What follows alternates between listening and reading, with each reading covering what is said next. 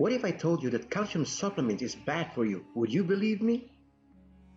And what if also I told you that at the same time today, 26 years ago, I gave 3 cans of sardines to a kid wearing costume Halloween outside my door? Would you still believe me?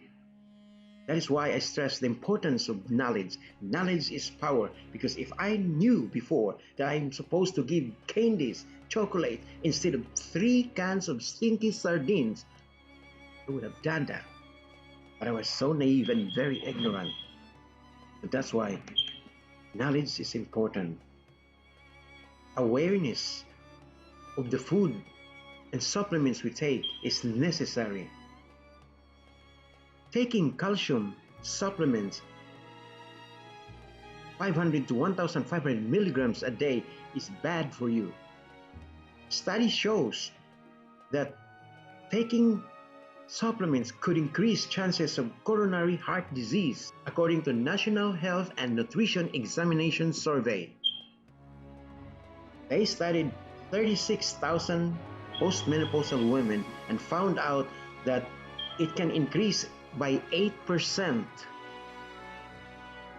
So let us review on how the calcium is bad for us. In a normal cell, in a normal resting state cell, there is an electrochemical gradient.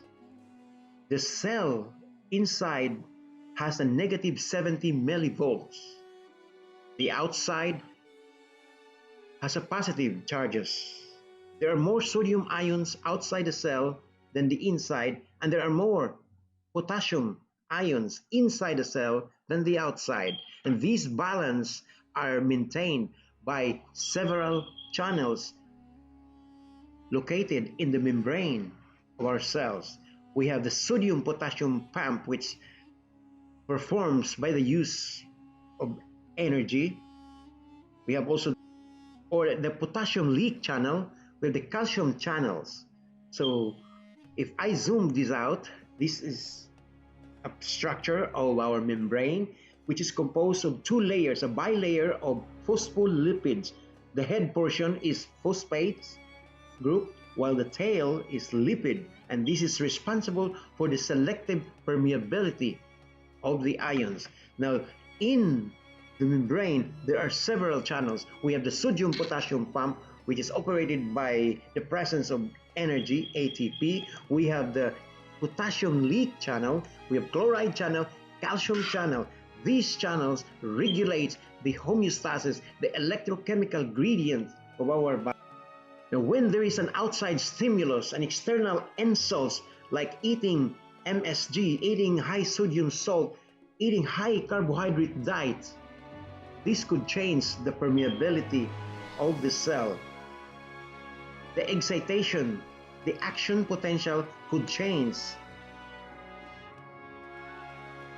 Okay, in a normal action potential or excitation, when sodium ions get inside the cell, we have a sharp increase in voltage of the cell, coming from negative 70 to positive 30 millivolts, and then followed by a declining voltage due to potassium leaking from inside to outside the cell, and that is a normal, and then bring back to a resting state to negative 70 millivolts. Under insults, under outside stimulus, when sodium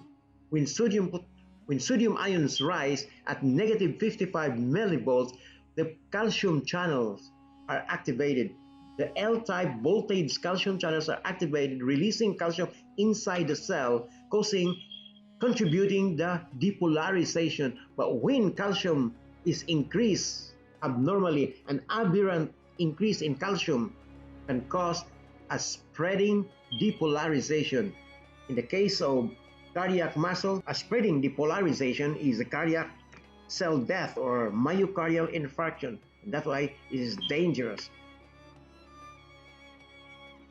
Now, the calcium ion channels, when it's activated at a negative 55 millivolts, the calcium ions will get inside the cell in this L-type or voltage-gated calcium channel, and then the ryanodine receptors will pick it up and bring it inside the matrix of endoplasmic reticulum. But at the same time, the channel will open to release calcium coming from the endoplasmic reticulum to the cytosolic part of the cell, increasing calcium ions inside the cell, contributing to the depolarization of the action potential.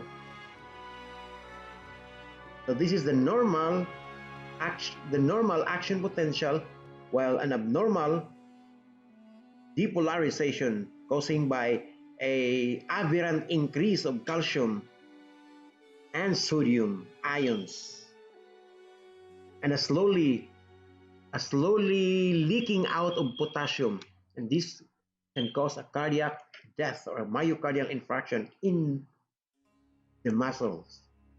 So this is an electrocardiograph, EKG or ACG. Look at the shaded portion. You see an increased action potential or a prolonged depolarization, spreading depolarization compared to the normal wave. So the normal QT wave in an EKG is prolonged in myocardial infarction due to the increased efflux of calcium coming from the sarcoplasmic reticulum of the muscle cells in the heart. The studies that was done by the British Medical Journal, they studied 36,282 postmenopausal women. So the result of the studies are calcium supplements with or without vitamin D modestly increase the rest of cardiovascular events. That is why calcium is bad for you. So when you take calcium from your dietary calcium or even from your supplements, when you don't have enough menaquinone or vitamin K2, the chances of your calcium to be deposited to the walls of your artery causing clog or atherosclerosis is very, very high. In the presence of vitamin K2, your calcium will be likely to be deposited in the bones and the teeth. So these are the comparisons to the structures of normal artery and a clogged artery with calcium deposits. So, study shows that taking calcium supplement increases the chances of cardiovascular disease. I believe that majority of the global populations, because of our diet, are deficient in vitamin K2. It's just a matter of time where your bones and vascular calcifications, atherosclerosis, and then cardiovascular disease will occur. So take vitamin K2, 180 milligrams per day, instead of calcium supplement to avoid of heart attack due to clogged arteries or avoid bone fracture. And you need to get your calcium coming from a natural source like kale, broccoli, spinach, cabbage, beans, and not from the calcium supplement, because calcium supplement can increase 8% chances of getting a myocardial infarction or heart disease. Thank you.